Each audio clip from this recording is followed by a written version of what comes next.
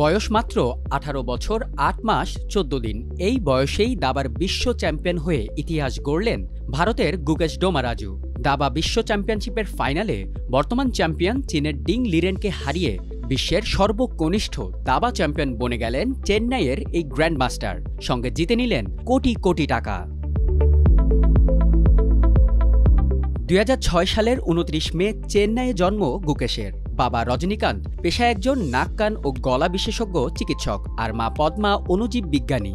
এমন স্কলার ঘরের সন্তান গুকেশের দাবায় হাতেখড়ি ৭ বছর বয়সে। নিয়মিত প্র্যাকটিস ও প্রতিভা দিয়ে মাত্র ১২ বছর ৭ মাস ১৭ দিন বয়সে ভারতের সর্বকনিষ্ঠ গ্র্যান্ডমাস্টার হয়ে তাক লাগিয়ে দেন সবাইকে।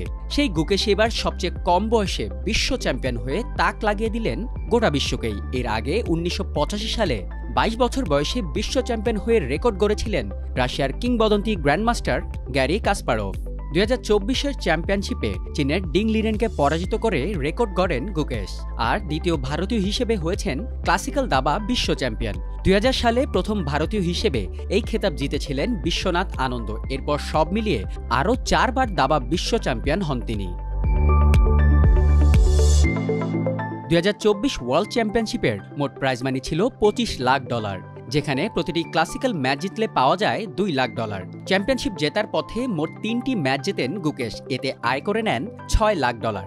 বাংলাদেশি মুদ্রায় যা প্রায় ৭ কোটি ২০ লাখ টাকা। অন্যদিকে দুটি ম্যাচ জিতে $৪ লাখ পান চীনের লিরেন। ক্লাসিক্যাল ম্যাচ জিতে এই দুই প্রতিযোগী বাগিয়ে নেন $১০ লাখ।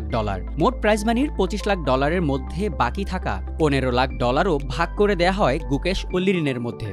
ফলে ম্যাচ জেতার $৬ লাখ সঙ্গে আরও $৭.৫ লাখ মিলিয়ে মোট $১৩.৫ লাখ জিতে নেন গুকেশ।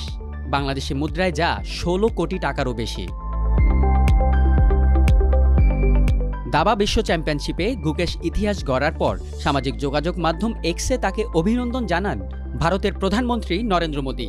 আর সেই ম্যাচ শেষে এক্সেই গুকেশকে the youngest world champion in history বলে আখ্যা দেয় আন্তর্জাতিক দাবা ফেডারেশন।